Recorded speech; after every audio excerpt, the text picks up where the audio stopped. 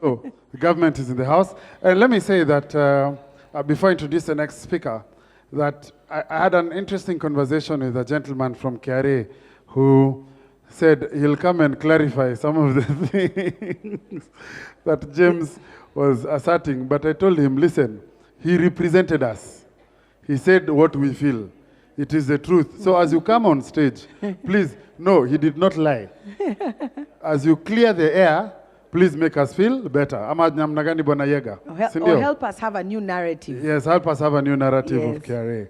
But before that, from the Executive Office of the President, we have Mr. Kingsley, who is the Director of Strategy and Partnerships at the SME Advisory Unit. In his role, he supports a senior advisor to the President on SME development to guide, accelerate, and mainstream strategic SME development initiatives in Kenya. Mr. Kingsley, there's a typo, so I'm not sure which one you'll clarify, but Mr. Kingsley has 10 years of work experience, and he has built this across public, private, and non-profit sectors in Kenya and in South Africa. This has included serving as a Chief Operations Officer at Enke, Make Your Mark, an award-winning social enterprise that enables thousands of young South Africans to become agents of innovation, entrepreneurship, positive social change. He's also been consulting and coaching SME founders in multiple countries on strategy, people growth, and financial sustainability. Kingsley has a Bachelor's of Business Science in Economics from Monash University, South Africa, and a certificate in social entrepreneurship from the Gordon Institute of Business Science, University of Pretoria. He has the honor of being an alumni fellow of the Young African Leadership Initiative yearly program of the Aspen Global Leadership Network for Emerging Values-Based African Leaders. Well done, Amani. Nimesoma. But the guy has a lot for us to say about him. I'm just like, I thought you said he was an alumni fellow of the Young African Leadership Initiative. Yes. Na amefanya hizi vitu zote. Imagine. As a young African leader. It's a good thing. It is. We look forward to hearing from you. Ladies and gentlemen, put your hands together for Bwana Kingsley as he comes and talks about the SME development from the advisory unit. Please come up on stage as we give him a round of applause.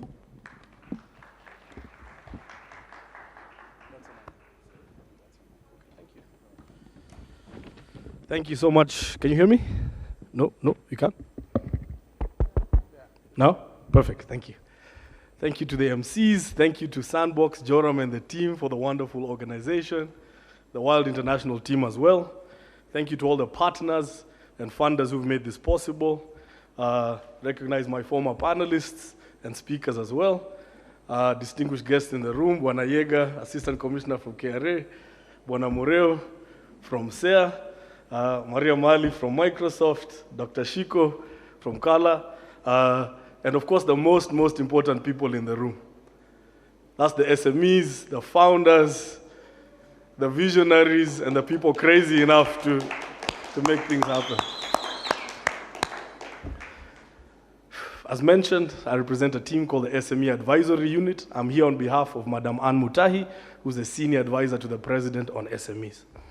As mentioned, our work is quite straightforward. It's a seat in the executive that's cutting across different ministries, agencies, and different pockets of government to try and find opportunities to unlock value for SMEs. So where can we underscore, highlight, promote, connect to make sure that it's just additional opportunities for growth for people like you? So I think to begin, there's no need to underscore the importance of you. Bwana Mereo mentioned, I don't know whether we call it the crown jewel, the goose that lays the golden egg, the engine of growth, whatever metaphor you want to use. I think it's quite clear that there is no prosperity, there is no growth, there is no future of employment in Kenya without the human beings in this room right now, right? It's the people who wake up every morning and are crazy enough to find ways to create value, to solve society's problems, to connect dots the rest of us are not connecting. How would you imagine that you can make an unga for chapati and unga mandazi without gluten or without wheat? To me, that's unthinkable. But somebody right here saw the gap and is solving that. That's world-class innovation, that's world-class entrepreneurship, that we should be able to take global. The brief I received from Joram at Sandbox was to talk through some of our thinking as a team, guide some of the logic behind some of the investments you've seen, some of the decisions taken, and then close with maybe some of the opportunities that we see out there. So I should start by saying the SME Advisory Unit was first started in 2018, which is fairly recently. And I think the first thing we did was listen. So we did that in two ways. I think first, there was a huge conference we held at Strathmore Business School in around October 2018. And we called thousands of SMEs, hundreds of our association heads of SMEs. And we just wanted to listen. Simultaneously, we commissioned a study with a team called Financial Sector Deepening Kenya with the same question, right? Why are SMEs remaining small? Why are we seeing limited formality? Why are we not seeing an entrepreneur that's employing 2, 3 people, jumping to 5, jumping to 10? What's the roadblock? What's behind the increased informality that we see in the space? And the feedback that came back was very, very clear. The SME sector is a complete rational actors. So I do not remain informal because I don't know or because I don't understand.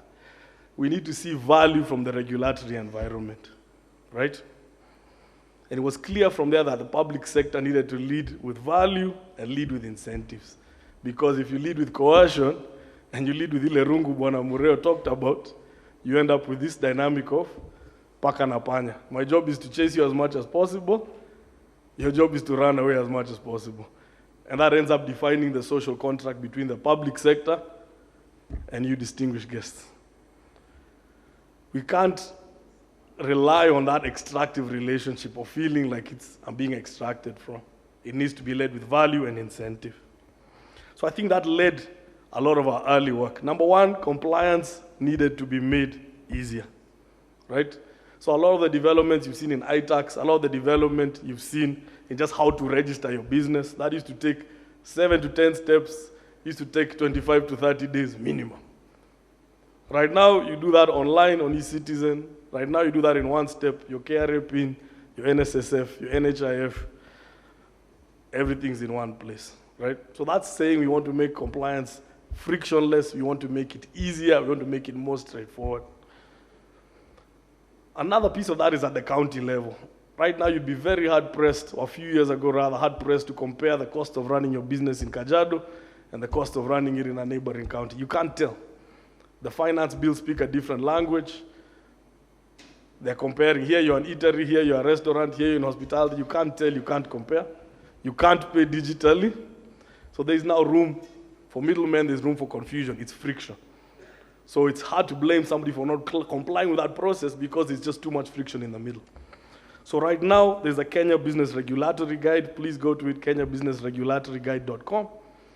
And for the first, piloted with 10 counties, there's a comparable tool there that guides. This is how you start your business. These are the permit details for each county. And these now you can compare. And say, kazi yangu ni ya butchery, or kazi yangu ni ya printing. And this is what it means to start my business here versus here. So we piloted with 10 counties. The other 37 are on the way. So you can compare, you can understand, and you can comply completely digitally. So those are examples of just reducing the friction of compliance and ensuring that information is much more accessible and just easier to understand. The other hand of the equation, of course, is you have to demonstrate value. And when we listened at our conference and listened at our research process, it was clear what is valuable. Give me growth opportunities, give me access to markets, give me access to finance.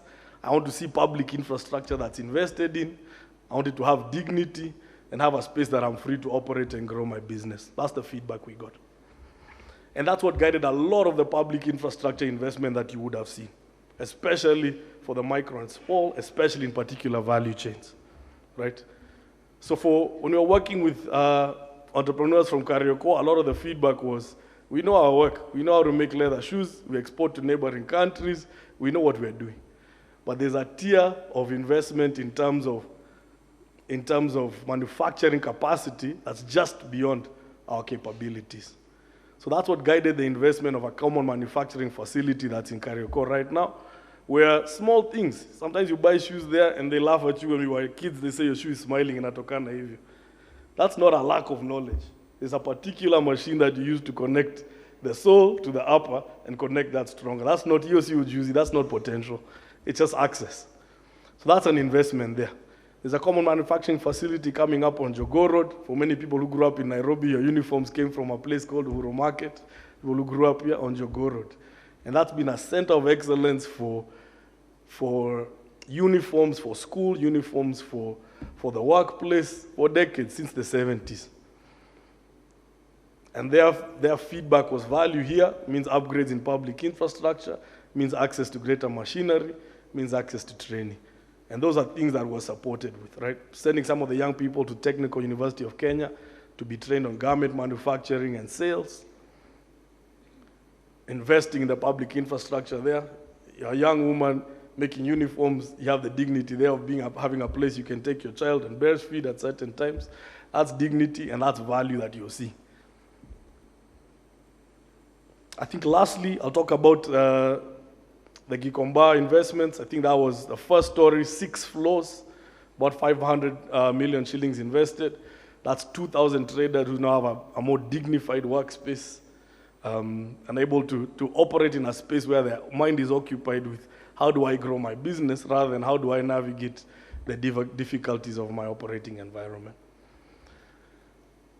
So I think there was just to touch on, I think one, what value looked like in some of those spaces. That's Karioko, Uhuru Market, and Gikomba. 2, talk about what easing compliance looks like. And that's a long journey, right? So you see things like the small claims court, when you see things like trying to digitize land registries, and of course there's friction along the way. That's an effort to try and make sure that compliance is as easy as possible. It's digital, it's accessible. So I think I'll talk about maybe 2 more examples of trying to demonstrate value to different sectors. Then we can talk a bit about growth entrepreneurs. One of the big friction points that we found was access to market. And especially when we spent time in the construction space, I think the feedback, especially for SMEs, was that there was an invisible glass ceiling, saying that there's a certain level of operating where wanakwama, and it's either imported materials or you're subcontracted 3 or 4 times. So you're 3rd or 4th or 5th person in the chain, which means, of course, your margins have disappeared. So they're thankfully in partnership with the State Department of Housing and Urban Development, who are quite forward-thinking. There was an opportunity for the pilot units of the affordable housing program, about 1,300 units in Park Road in Ngara, and to earmark certain inputs there, to say, what if the doors and door frames came from SME clusters based here in Kenya? What if we did not import those? That means we need the China State Construction and Engineering Company and SMEs in Ngong Road, Kamkunji, and Kariobangi to figure out how to work together. Right? The largest construction company in the world, and we trust that SMEs can meet that demand. And before you know it, just like that. These are associations. They get legal advice. They form a holding company. They have directors holding brief in that company on behalf of the 10,000 members behind them. That's the formality we want. That's the growth we want. But it was an outcome of an opportunity, of an access to market, not an outcome of immediately saying formalize and grow. And we're happy to say they completed the work on time, actually ahead of time, on budget and on spec. And right now, that holding company called GOK, which is an amalgamation of the 3 clusters, and the China State Engineering Company are following each other around town trying to say, how do we subcontract together? How do we tender together? How do we work together? That was a forced marriage. Wengine wanaongea Chinese, wengine wanaongea Swahili, and they just do not want to work together. So for us, that drove home the thesis that the key to growth and formalization is how public sector can strategically create access to market opportunities for SMEs just like yourselves. I think lastly, maybe just to talk a bit about access to finance. I think when we first started our work was just post the rate cap issue. So I don't have to tell you. Before that, you had financial players lending at 25%, 30% on SME because the feeling was that it's too risky. Comes in the rate cap to cap it at 14% and they withdraw all the funding. You've gone from 30% to, I suppose no percent because you can't get any money. So through that, there was a lot of thinking about how do we organically bring down the cost of credit for entrepreneurs such as yourselves. And that led to the creation of a credit guarantee scheme. So how this works was government and private players take a pool of money and go to commercial banks that you all bank with and say, let's work together. I want to guarantee part of your SME portfolio. So I want you to lend to entrepreneurs just like this, right? Like Saudi, like Craft Silicon, like any business you have here. And if you have any issues in terms of default, you can come back to government and split the cost of default 50-50. So what that means for the commercial bank is on your side, they can lower the credit from the 25-30% lower to the 13-14%. So there we had about 3 billion Kenyan shillings put into particular commercial banks. That's unlocked about 12 billion worth of credit for SME players.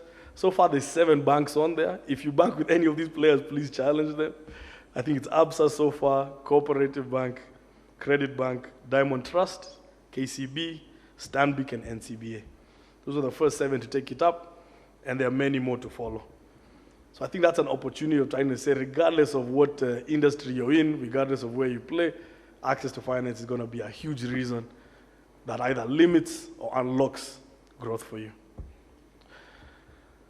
I think lastly, I just want to talk a bit about the innovation side, the startups, and the growth entrepreneurs. And I think we had 3 very good examples here, right? Whether it's Saudi, whether it's Little, whether it's Craft Silicon, those are ideas, innovations, startups that can easily scale and be global, right? There's no reason why the Little software can't participate in the rest of EAC. There's no reason why Saudi can't serve across the world, right? With the use of tech, you call any customer service, you won't know that Saudi is somebody sitting here in Kilimani, and there's no reason that can't scale, right? There's no reason why the IP around unga without wheat and gluten can't scale. But for that, I think the missing opportunity that we're working hard in together with the KRA and National Treasury team is the certain protections and support that those growth entrepreneurs need. That's an innovator. That's somebody who the ceiling on their business is unlimited. But upfront, they for sure will need some kind of growth finance. Upfront, for sure, they will need some kind of tax incentives that says, I know you're still starting out, let's meet in year 3, let's meet in year 4, let's meet in year 5, and see what to do. And they for sure will need a regulatory environment that understands we need to tofauti, right? The ceiling on this is much higher. So we're working extremely hard with hubs, and that's the genesis actually of the interaction with Sandbox, be it with ASEC, countrywide hubs. I'm glad Dr. Shiko is working with Kenya, and they're working really hard on an innovation master plan to try and plug in some of these things. So I'd like to challenge the Sandbox and try to challenge all of you as well to define a framework where one, government can generate high quality data on this space. One issue is a real data challenge, and that's the real problem of informality. The more you have a regulatory environment that feels unfriendly, the more people want to remain invisible and they're less accessible. You can't count them. So if you tell somebody, give me the number of innovative SMEs in Nairobi, they can't tell you. Tell me the number of agri-tech startups in Eldoret, they can't tell you. So I think Sandbox alumni, Sandbox partners are well placed to come together and generate high quality data. This is my business, this is how I started. Am I a female founder? Am I a youth founder? Where do I want to grow? What public sector support do I need? And aggregate that data. Before you know it, we have thousands and thousands of data points that can now approach MSEA, that can approach KRA, that can approach KEBS and say, this is exactly the support we need. This is exactly what public sector incentive looks like for me. And I think there's a way to really trigger, push, and challenge the public sector to now come up with the regulatory reforms that meet that need. I think it needs to be really, really data-backed, and I've had this conversation with Joram to really challenge you. It needs to be data-backed and needs to be really, really clear. That for a Craft Silicon, a Saudi, and for everybody here, this is exactly what a tax incentive looks like for me. I'm getting growth funding from America. This is why my funders are not funding me in Kenya. This is how you create a regulatory environment that stops them going to register in Mauritius, or in London, or in Isle of Man, or wherever else is more friendly. So I'd really like to challenge all of you here to be part of that solution. I think as I close, I just want to recognize you. I think exactly where I started, that it really takes a really unique mindset, a really unique personality, and a really one-of-a-kind individual to build the businesses you have built, to employ all of us and the country's children, and to really be determined that in the face of COVID-19 and global pandemics, in the midst of wars in countries that some of us didn't really know about before there were wars, in the midst of all the issues that you're showing up, you're identifying opportunities, you're networking as you are here, and you're determined to create value and to grow your businesses. So you are the engine, you are why we exist, we are here to serve, and I'd like to thank you very much. Thank you so much, Kingsley. Did you confirm whether it was Kingsley or Kingsley? It's with an S. Kingsley, thank you so much for being here. We do have a little token for you, Kingsley, if you would come back. And please receive it just for being a part of us. Hey, it's very heavy. Wow. And then if the things in here are as good as I think they are, he will be able to take care of the defaults as he has promised. Karibu sana, thank you. All right.